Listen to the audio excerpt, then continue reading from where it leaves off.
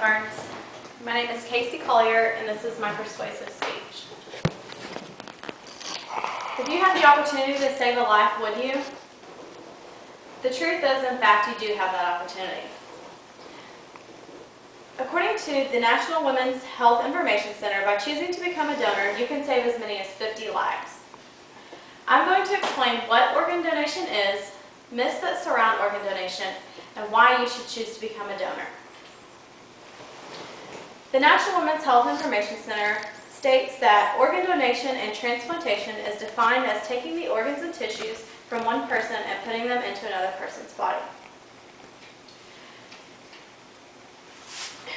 In an article from the Journal of the American Medical Association, organs that can be donated include the heart, intestines, kidneys, liver, lung, pancreas, and the tissues are the corneas, the heart valves, and skin.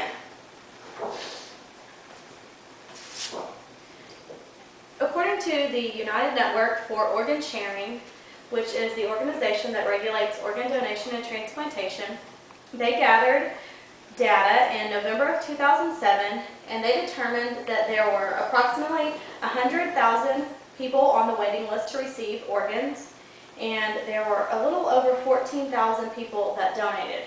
And these donors included living as well as deceased. So as you can see from this chart, the number on the waiting list far exceeds the number of people that are donating. So take your life, for example. What if you were in need of an organ and you were placed on the waiting list and you were faced with these statistics? These aren't very reassuring or very comforting statistics. The chances that you would receive the organ that you're waiting for before it was too late is not very good. There are a lot of myths that surround organ donation, and one of them is that if you choose to become an organ donor, you won't be able to have an open casket at your funeral. And that isn't true.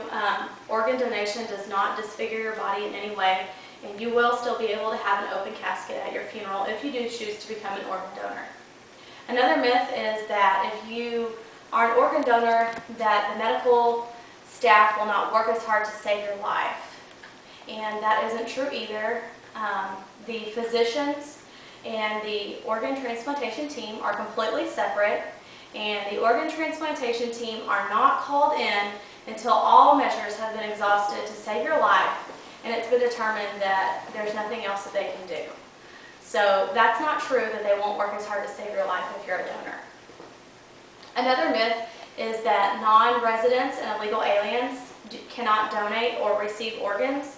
And in the United States, that is a myth as well. You can donate and receive organs if you're a non-resident or if you're an illegal alien.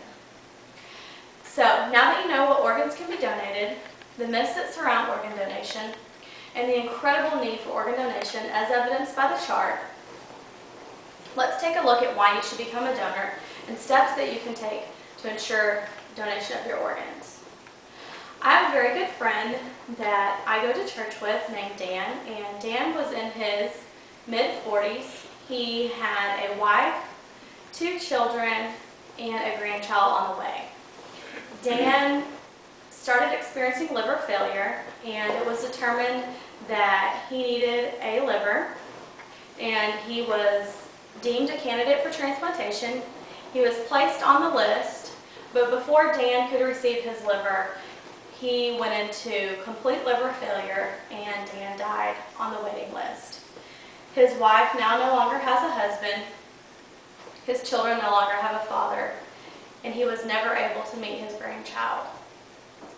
So let's talk about steps that you can take to ensure donation of your organs. According to an article in the Journal of the American Medical Association, these steps include, first of all, that you inform your family and friends of your wish to donate. This will ensure that they advocate for you and that they know your wishes when the time comes for your organs to be donated. Another thing you can do that is real simple and easy is you can go down to the local DMV and you can have the change made on your driver's license. that will make the information readily accessible in the event that you do become deceased and organ donation is necessary. You can also assign a medical power of attorney, which just indicates who you trust to make medical decisions on your behalf. You can also prepare and sign a living will and an advance directive, and those are just legal documents that state your wishes in the event that you are not capable of communicating. So I've explained what organ donation is, including what organs are available for donation, the myths that surround organ donation, why you should donate, and the steps that you can take to ensure donation of your organs. So I encourage you to make the choice to save lives and become an organ donor. At your first available opportunity, I challenge you to take the steps that I discussed earlier to ensure donation of your organs. Inform your family and friends of your decision. Make the change on your driver's license. Assign a medical power of attorney, and prepare and sign a living will and an advance directive. And I also challenge you to encourage others to do the same. And don't forget the story about Dan and how his life could have been saved if more of us would take a stand to become organ donors.